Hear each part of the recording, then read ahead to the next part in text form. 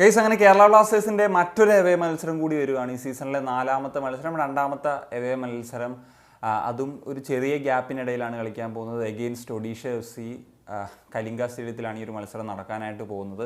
എന്താണെങ്കിലും ഒഡീഷ FCയെ സംബന്ധിച്ച് നമ്മൾ നോക്കുകയാണെന്നുണ്ടെങ്കിൽ അവർ 3 മാച്ചസിൽ നിന്ന് ഒരു വിജയം സ്വന്തമാക്കി 3 പോയിൻറ്റുമായിട്ടാണ് നിൽക്കുന്നത് എങ്കിൽ കേരള ബ്ലാസ്റ്റേഴ്സ് 3 മത്സരങ്ങളിൽ നിന്ന് 4 പോയിൻറ്റുമായിട്ടാണ് നിൽക്കുന്നത് എന്നുള്ളതാണ്. നമുക്കറിയാം ബ്ലാസ്റ്റേഴ്സ് നോക്കുമ്പോൾ ഒരു ഇമ്പ്രൂവിങ് ആയിട്ടുള്ളൊരു പെർഫോമൻസ് ആദ്യ മത്സരങ്ങളിൽ നിന്നൊക്കെ നോക്കുമ്പോൾ അങ്ങനത്തെ ഒരു പോസിറ്റീവ് ആയിട്ടുള്ളൊരു കാര്യമാണ്. ഇപ്പോൾ ലാസ്റ്റ് മാച്ചിലെ സെക്കൻഡ് ഹാഫ് എന്നൊക്കെ പറഞ്ഞാൽ ഈ സീസണിൽ തന്നെ KBCയെ സംബന്ധിച്ചിടത്തോളം ഒരു ബെസ്റ്റ് പെർഫോമൻസ് നടത്തിയിട്ടുള്ള സെക്കൻഡ് ഹാഫ് തന്നെയായിരുന്നു എന്നുള്ളതാണ്.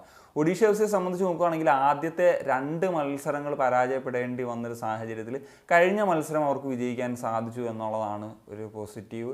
അതും ജംഷഡ്പൂർ FCക്കെതിരെയാണ്. ജംഷഡ്പൂർ FCയും നല്ല തുടക്കം കിട്ടി. അതായത് സീസണിലെ ആദ്യത്തെ 2 മാച്ചും വിജയിച്ച് തുടങ്ങിയിട്ടുള്ളൊരു ടീമാണ്. അവർക്കെതിരെയായിരുന്നു ആ ഒരു വിജയത്തോടു കൂടി അവർക്ക് ഈ ഒരു ISLലേക്ക് തിരിച്ചു വരാൻ സാധിച്ചത് എന്നുള്ളതാണ്. എന്താണെങ്കിലും കേരള ബ്ലാസ്റ്റേഴ്സിനെ സംബന്ധിച്ചിടത്തോളം കലിംഗ എന്ന് പറയുന്നത് ഒരു ബാലി കയറാ മലയാണ്. ഇതേവരെ ബ്ലാസ്റ്റേഴ്സിന് ജയിക്കാൻ പറ്റാത്തൊരു സ്റ്റേഡിയമാണ് ഭുവനേശ്വറിലെ കലിംഗ സ്റ്റേഡിയം എന്നുള്ളതാണ്. ബ്ലാസ്റ്റേഴ്സിന് പണ്ടൊരു ചരിത്രമുണ്ടായിരുന്നു, അതായത് കഴിഞ്ഞ സീസണിലൊരു ചരിത്രമുണ്ടായിരുന്നു. സെർജിയോ ലൊബേറയ്ക്കെതിരെ വിജയിക്കാൻ സാധിച്ചിട്ടില്ല എന്നുള്ളത്. അത് ഇവാൻ വുക്കോമനോവിച്ച് ആ ഒരു ചരിത്രം മാറ്റിക്കുറിച്ചിരുന്നു. എന്താണെങ്കിലും മിഗായൽ സ്റ്റാർ എന്ന് പറയുന്ന നമ്മുടെ പുതിയ പരിശീലകന് കലിംഗയിൽ ഈ പറഞ്ഞ പ്രശ്നം തിരുത്തി കുറിക്കാനാകുമോ എന്നുള്ളതാണ് നമുക്ക് ഉറ്റുനോക്കേണ്ടത്. മിഗായൽ സ്റ്റാറെ പറഞ്ഞിട്ടുള്ളൊരു കാര്യം എന്ന് വെച്ച് കഴിഞ്ഞാൽ അവരുടെ ദൗർബല്യം ഉറപ്പായിട്ടും നമ്മൾ മുതലാക്കും എന്നുള്ളൊരു കാര്യമാണ്.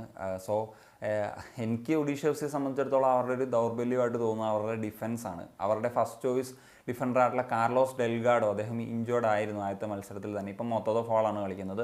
മൊത്തതോ ഫോള് പണ്ടത്തെ പോലെ ഡിഫെൻസീവ്ലി അത്ര പവർഫുൾ അല്ല, പക്ഷേ അദ്ദേഹത്തിനെ കൊണ്ട് ഗുണം ഇപ്പോൾ ഏരിയയിൽ അദ്ദേഹം നല്ലതാണ്. അദ്ദേഹത്തിന് സ്കോർ ചെയ്യാനുള്ളൊരു കപ്പാസിറ്റി ഉണ്ട്. ISL തന്നെ മോസ്റ്റ് സ്കോറിങ് ആയിട്ടുള്ളൊരു ഡിഫൻഡർ എന്നൊക്കെ ലെവലിൽ പറയാവുന്നൊരു പ്ലെയർ ആണെന്നുള്ളതാണ്. അതുപോലെ തന്നെ ഗാമ ആയിരുന്നു ഫസ്റ്റ് ചോയ്സ് എന്ന നിലയിൽ LBയിൽ സ്റ്റാർട്ട് ചെയ്തപ്പോൾ സീസണിലുണ്ടായിരുന്നു. അദ്ദേഹം ഇഞ്ചേർഡായി. ഇപ്പോൾ അവിടെ ജെറി ലാൽമുസാല കളിക്കുന്നുണ്ട്. അദ്ദേഹം ഡീസൻ്റ് ആയിട്ടൊക്കെ തന്നെയാണ് കളിക്കുന്നത് എന്നുള്ളതാണ്. പിന്നെ ഫോളിനൊപ്പം തൊയ്ബ എന്ന് പറഞ്ഞിട്ടുള്ള യങ്സ്റ്ററാണ് കളിക്കുന്നത്.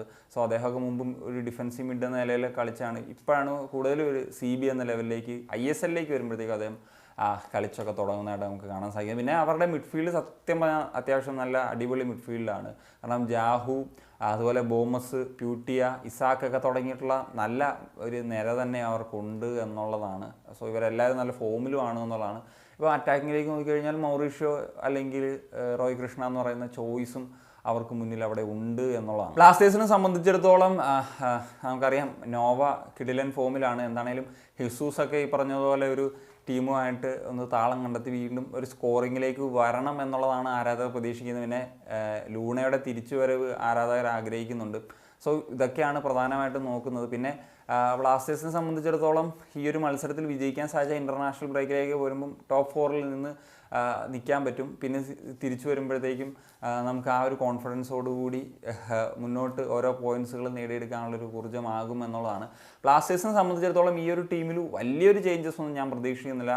ഒരേ ഒരു ചേഞ്ചാണ് ഞാൻ എക്സ്പെക്റ്റ് ചെയ്യുന്നത്. എന്താണെങ്കിലും നമുക്കിനി ഇരു ടീമുകളുടെയും ഒരു എക്സ്പെക്റ്റഡ് 11 ഒന്ന് പരിശോധിക്കുമ്പോഴത്തേക്കും ഒഡീഷ ഒരു 4-2-3-1 എന്ന് പറയുന്ന ഒരു ഫോർമേഷനിൽ ഗോൾ കീപ്പർ എന്ന നിലയിൽ അമരീന്ദർ, ഡിഫൻസിൽ Mourtada Fall and Thoiba Singh, right ബാക്കിൽ അമേയ്, ലെഫ്റ്റ് ബാക്കിൽ ജെറി ലാൽമുസാല, ഹോൾഡ് മിഡ്ഫീൽഡേഴ്സ് എന്ന നിലയിലേക്ക് വരുമ്പോഴത്തേക്കും അഹമ്മദ് ജാഹും പ്യൂട്ടിയും, അറ്റാക്കിംഗ് മിഡ്ഫീൽഡർ എന്ന നിലയിൽ ഹ്യൂഗോ ബോമസ്, ലെഫ്റ്റിലേക്ക് വരുന്ന സമയത്ത് ഇസാക്കും, റൈറ്റിൽ റഹീം അലിയാണ് എക്സ്പെക്ട് ചെയ്യുന്നത്. കുറച്ച് ഫിസിക്കൽ ഗെയിമും ഡിഫൻസീവിലൊക്കെ ബെറ്ററായി കളിക്കേണ്ട ഒരു സാഹചര്യം ഉള്ളതുകൊണ്ട്. ആൻഡ് സെൻട്രൽ ഫോർവേഡ് എന്ന നിലയിൽ ഡീഗോ മൗറീഷ്യോമാണ് എക്സ്പെക്ട് ചെയ്യുന്നത്.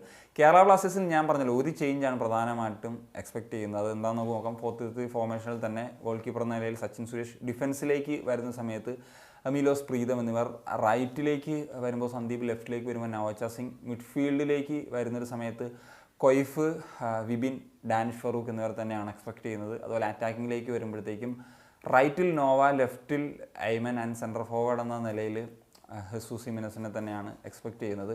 ഇതിൽ രാഹുലിനെയാണ് ഒരു ചേഞ്ചായിട്ട് പ്രതീക്ഷിക്കുന്നത്. കാരണം നമുക്കറിയാം ആദ്യത്തെ 3 മാച്ച് അദ്ദേഹം ഔട്ട്പുട്ട് ഇട്ടിട്ടില്ല. അപ്പോൾ കഴിഞ്ഞ മാച്ചിലേക്ക് വരുമ്പോഴത്തേക്കും ഈ പറയുന്ന പോലെ ഒരു വിങ് സ്വിച്ച് ചെയ്ത് കളിച്ചു, പിന്നെ ഓവർ റൈറ്റിൽ കളിപ്പിച്ചു. അദ്ദേഹം ആ ഒരു പൊസിഷനിൽ നിന്ന് തന്നെ ഗോളും സ്കോർ ചെയ്ത് അവിടെ പെർഫോമൻസും കൊടുക്കുന്നുണ്ട്. അപ്പം അവിടെ ആ ഒരു വിങ് സ്വിച്ച് ചെയ്ത് കളിപ്പിക്കാനായിട്ട് എയ്മൻ, നോവ അവരെ കളിപ്പിക്കുമെന്ന് പ്രതീക്ഷിക്കുന്നു. കാരണം എയ്മൻ നന്നായിട്ട് കോൺട്രിബ്യൂട്ട് ചെയ്യുന്നുണ്ട്. ലാസ്റ്റ് മാച്ചിൽ അദ്ദേഹം വന്നതിന് ശേഷം ആ ഒരു അസിസ്റ്റ് ചെയ്തു, ചാൻസസ് മിസ്സാക്കി. പക്ഷേ ഈ പറയുന്ന പോലെ ഔട്ട്പുട്ട് കൊടുക്കാനൊരു കഴിവുള്ള താരമാണ് എന്നുള്ളത് നമുക്ക് സംശയമൊന്നുമില്ല. പിന്നെ സ്റ്റിൽ ഡാനിഷിനെ കളിപ്പിക്കുമെന്നുള്ള പല ചോദ്യങ്ങളും വരാൻ സാധ്യതയുണ്ട്, എനിക്കറിയാം. പക്ഷേ ഈ ഒരു മാച്ചിൽ തീർച്ചയായിട്ടും അവരുടെ ഒരു മിഡ്ഫീൽഡ് എന്ന് പറയുന്നത് ഒരു പ്രധാനപ്പെട്ട കരുത്താണ്. ഇപ്പോൾ ജാഹു ആണെങ്കിലും അല്ലെങ്കിൽ ഏത് പ്ലെയറാണ്. അപ്പം മിഡ്ഫീൽഡിലൊക്കെ മാക്സിമം ഒരു പ്രസ്സിങ് ഒക്കെ ചെയ്യാൻ പറ്റിയിട്ടുള്ളൊരു പ്ലെയർ എന്ന് പറഞ്ഞു കഴിഞ്ഞാൽ ടീമിൽ അതിന് നമുക്ക് യൂസ് ചെയ്യാൻ പറ്റുന്നത്. ഇപ്പം ലൂണ വരുന്നത് വരെ നോക്കുകയാണെങ്കിൽ ഉറപ്പായിട്ടും ഡാനിഷ് ഫറൂഖ് തന്നെയായിരിക്കും. പിന്നെ ലൂണയുടെ കാര്യം എടുക്കുമ്പോഴത്തേക്കും അദ്ദേഹം കഴിഞ്ഞ മാച്ചിൽ ഒരു ഹാഫ് ടൈമിലൊക്കെ ഇറങ്ങി കളിച്ചതെന്ന് ചിലപ്പോൾ ഈ മാച്ചിൽ പ്രതീക്ഷിക്കാമായിരുന്നു. കാരണം ഒരു എന്താ പറയുക, ഫീവറൊക്കെ കഴിഞ്ഞ് വരുന്നതുകൊണ്ട് പെട്ടെന്ന് ഒരു ഫസ്റ്റ് 11 കളിപ്പിക്കില്ല എന്നാണ് ഞാൻ പ്രതീക്ഷിക്കുന്നത്. പിന്നെ ഈ മാച്ച് കഴിഞ്ഞ് കഴിഞ്ഞാൽ പിന്നെ ഒരു ഗ്യാപ്പൊക്കെ ഉള്ളതുകൊണ്ട് ഈ ഇൻ്റർനാഷണൽ ബ്രേക്കിന് ശേഷമായിരിക്കും അദ്ദേഹം ഒരു സ്റ്റാർട്ടിങ് 11 വരാനുള്ള സാധ്യത. സോ ഈ ഒരു മാച്ചിൽ കുറച്ചും കൂടി ഗെയിം ടൈം കിട്ടുമെന്ന് ഞാൻ പ്രതീക്ഷിക്കുന്നു. ചിലപ്പോൾ സെക്കൻഡ് ഹാഫ് മുതൽ തന്നെ ആദ്യം തന്നെ അദ്ദേഹത്തിന് ചേഞ്ചായിട്ട് കൊണ്ടുവരാനുള്ള സാധ്യതയുണ്ട്. അങ്ങനെ വരുമ്പോൾ ഇപ്പോൾ കൊയ്ഫിനെ മാറ്റി അസറോ അങ്ങനെയൊക്കെയുള്ളൊരു ചേഞ്ചസൊക്കെ ആയിരിക്കും പ്രതീക്ഷിക്കുന്നത്. അപ്പം ഡാനിഷിനെയും ചേഞ്ച് ചെയ്ത് ആ ഒരു രീതിയിലൊക്കെ. എന്താണെങ്കിലും നിങ്ങളെന്താണ് ഈ ഒരു മത്സരത്തിൽ എക്സ്പെക്റ്റ് ചെയ്യുന്നത് എന്നുള്ളതെന്ന് തീർച്ചയായിട്ടും കമ്പോസിൽ എഴുതുക. മറ്റൊരു കണിക്കാൻ